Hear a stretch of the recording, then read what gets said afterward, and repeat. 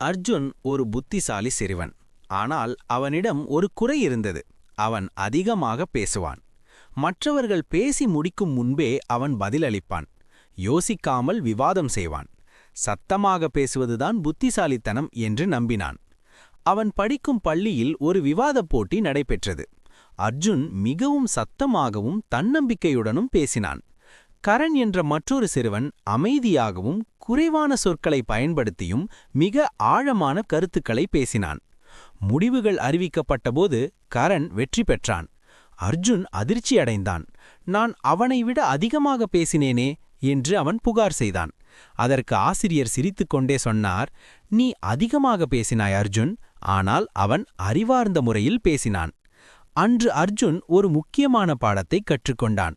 அன்று முதல் பேசுவதற்கு முன் கவனிக்கவும் பதிலளிப்பதற்கு முன் யோசிக்கவும் பழகிக்கொண்டான். மெல்ல மெல்ல மக்கள் அவன் மீது அதிக மரியாதை காட்டத் தொடங்கினர். அதிகமாக பேசுவதில் ஞானமில்லை, சரியான நேரத்தில் பேசுவதில்தான் இருக்கிறது. அதிகமாக பேசுவதில் ஞானமில்லை, சரியான நேரத்தில் பேசுவதில்தான் இருக்கிறது.